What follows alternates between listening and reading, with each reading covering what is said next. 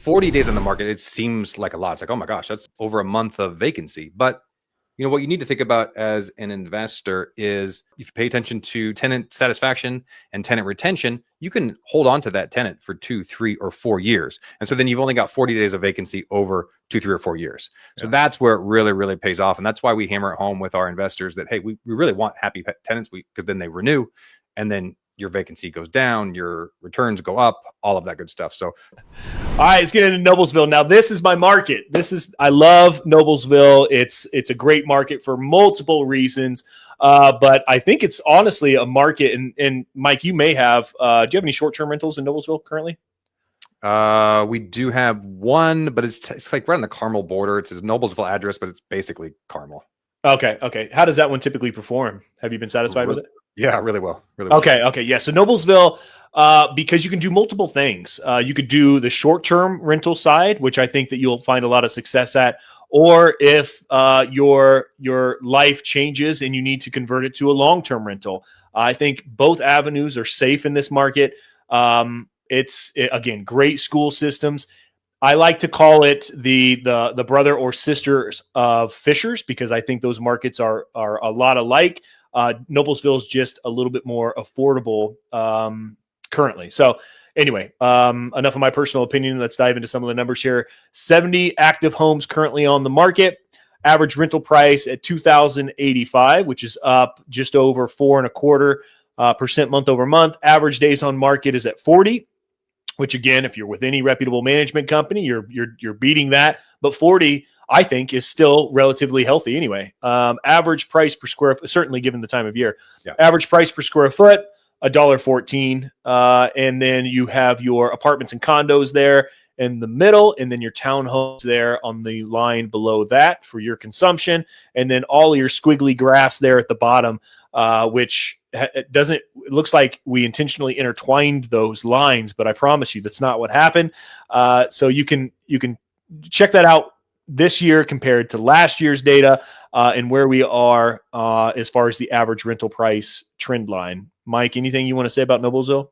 Not Noblesville specifically, but let me just comment on days on the market. 40 days on the market, it seems like a lot. It's like, oh my gosh, that's over a month of vacancy. But what you need to think about as an investor is if you pay attention to tenant satisfaction and tenant retention, you can hold on to that tenant for 2, 3, or 4 years. And so then you've only got 40 days of vacancy over 2, 3, or 4 years. So that's where it really, really pays off. And that's why we hammer it home with our investors that, hey, we really want happy tenants because then they renew, and then your vacancy goes down, your returns go up, all of that good stuff. So totally unrelated to Noblesville, but it just kind of hit me as we were talking about days on the market. And you're like, oh, hey, that's actually pretty good. Somebody might think, well, geez, that's kind of a lot of days on the market. Yeah. But, if you can factor that over 2, 3, 4, 5 years, it turns into nothing. Yeah.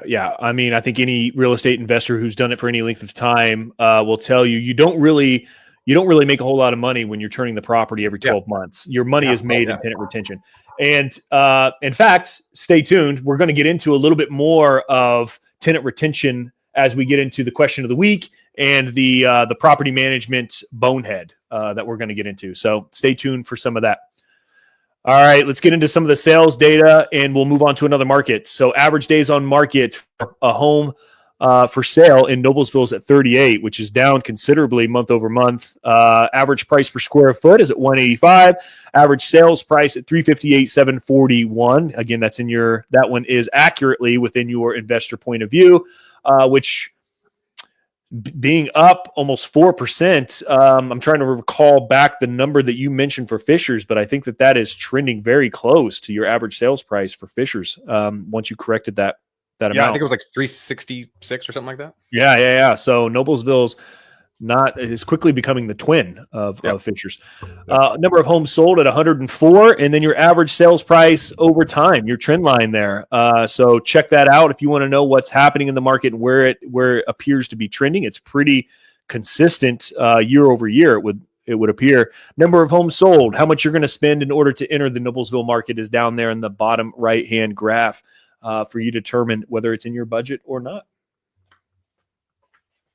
You good here? Yeah, nothing else on Noblesville.